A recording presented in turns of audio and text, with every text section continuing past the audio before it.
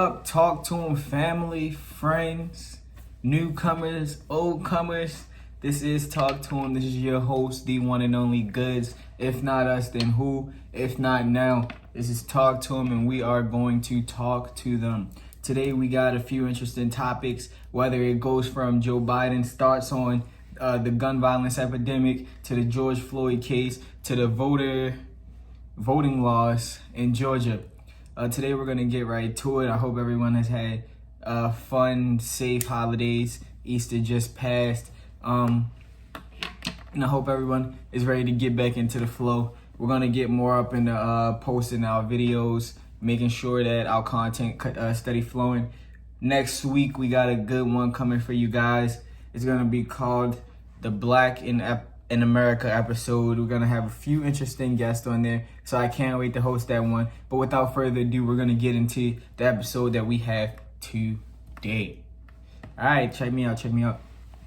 So, Biden came on a couple days ago and he shared his thoughts on the gun violence epidemic in America. He started off with stating that 316 people are shot in America every day. However, 106 of those people die. Gun violence is a major epidemic in America today. Many people lose their lives to it, whether it's on the streets of Detroit, Baltimore, Chicago, or whether it's a mass shooting. Biden decided to take into action immediately without Congress. He's going to stricken background checks on weapon kits. He's going to request update weapons reports from the ATF. And he's banning the stabilizers on the pistols, hand modifications on the pistols, and making people pay an extra $250 on their weapons for modification. He's also trying to start a national red flag law. Now, if you know what a red flag law is, anybody can call it on a red flag law. So if you suspect somebody of being dangerous, or a harm to themselves or their community, you can call in to local law enforcement under the red flag law, and they will go and take that weapon from that person, pending further investigation. Now, that sounds good. It may help, but I appreciate Biden coming in, taking actions on these gun violence is going on everywhere.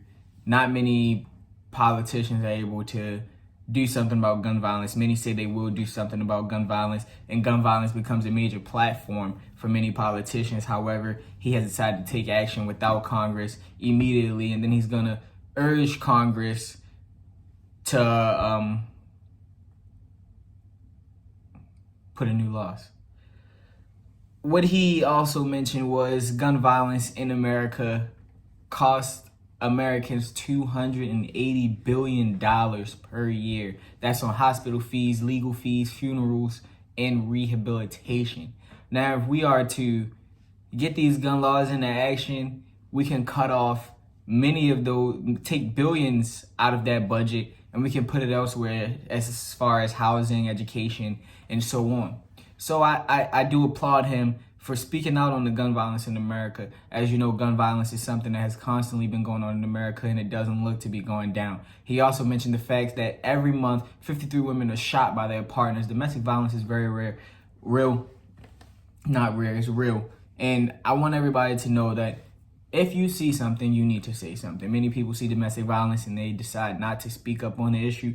And that's why domestic violence is a thing today. You have to speak up when you say something. You cannot be afraid to go away from your partner. You have to recognize the signs. When the signs appear, you have to take adhere to them, and you have to do something to take action. However, me personally, I'll be there for anybody. If you need me, just reach out, DM me, and we'll get back to you. Domestic violence is very real. I have many people on my side that helps and advocates for domestic violence, sexual assault, prevention, and everything under that umbrella. Joe Biden also appointed a new ATF director, who is David Chipman, who has worked for the ATF in the past, and he believes that David Chipman will be able to put in tighter regulations to regulate the gun violence here in America. Now, when he closed out, now let's see how this goes. Joe Biden has said, although the prayers and the thoughts of the Congress has been going on forever, he urges them, challenges them to pass 3 bills sooner rather than later to get this under control. Now, he urged them and he called them out on national television. Now, it's up to them to actually take these bills into consideration and actually do something about it.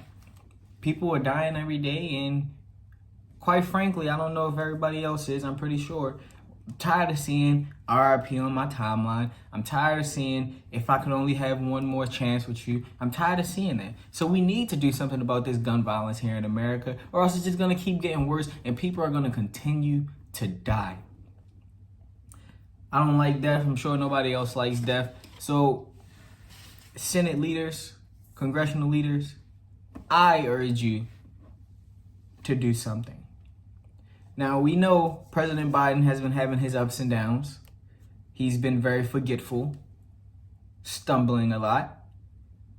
But he has a valid point here. Gun violence is a problem here in America. It has been a problem for a while. Everybody says they're going to do something about it, and nobody does anything about it. Maybe it's because of Second Amendment right. Everybody is just scared to challenge it. You can't challenge it.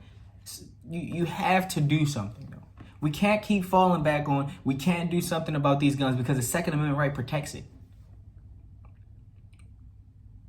We have to protect life and liberty in this country. First, life.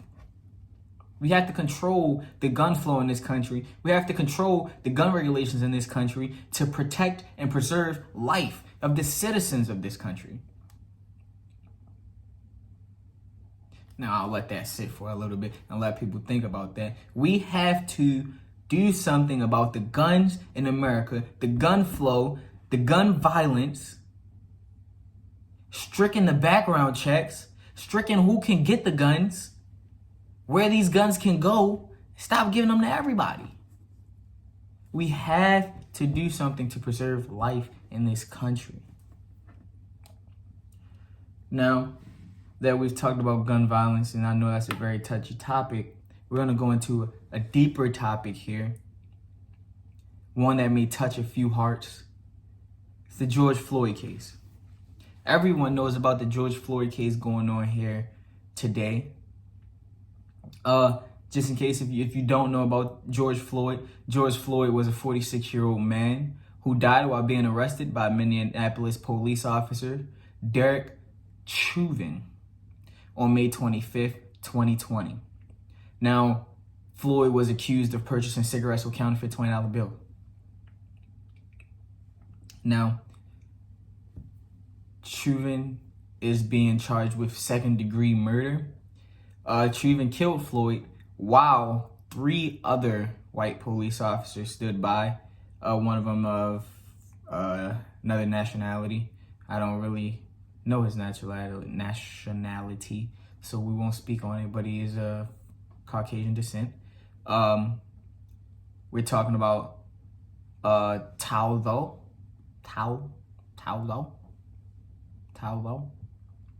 J. Alexander Kuning, and Thomas Lane. Now, these officers stood by while Chauvin decided to hold his knee in Floyd's neck for almost 9 minutes. Now, that is a very long time.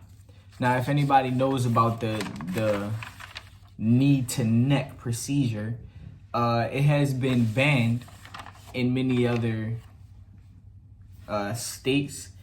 It's not allowed simply because of issues like this.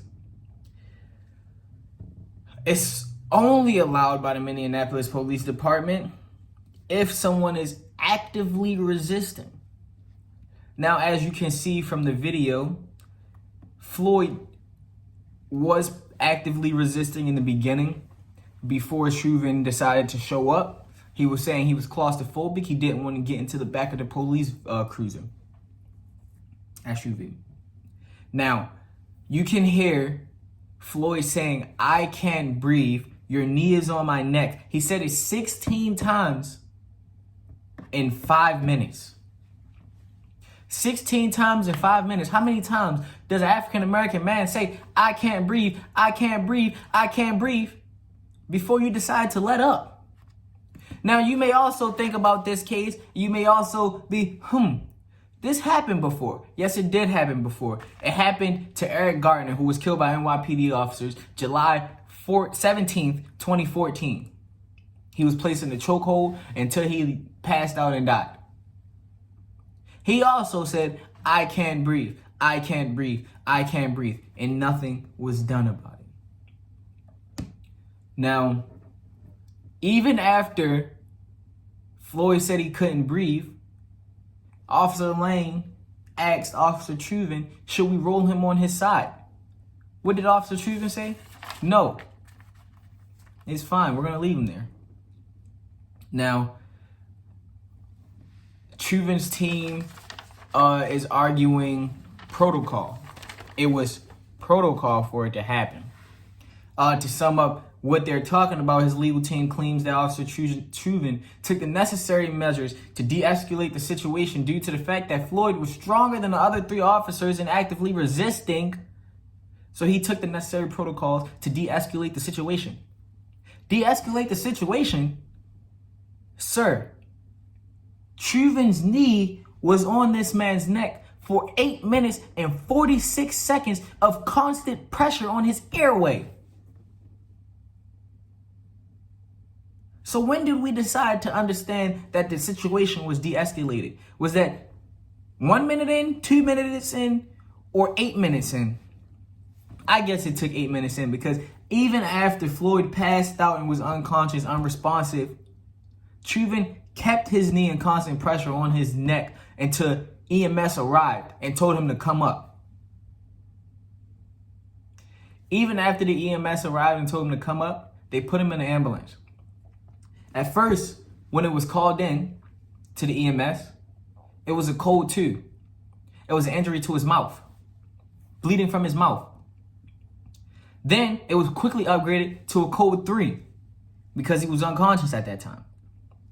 EMS arrived and they took Floyd to the hospital. They was in transport taking Floyd to the hospital. They called for support from the firefighters. When the firefighters showed up to the scene, the EMS was no longer there. The officers refused to give clear information about George Floyd and his whereabouts, which stalled medical attention to George Floyd, in which he died minutes later. Officers stalled the firefighters at the scene for 5 minutes, giving unclear information. That's just pure evil. It's not right. It's clearly wrong.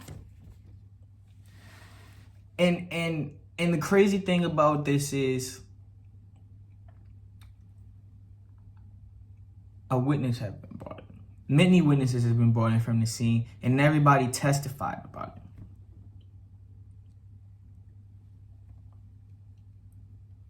Dr. Lindsey Thomas, the expert witness in this case, has testified that George Floyd died from low oxygen caused by law enforcement's subdual, restraints, and compression on his neck.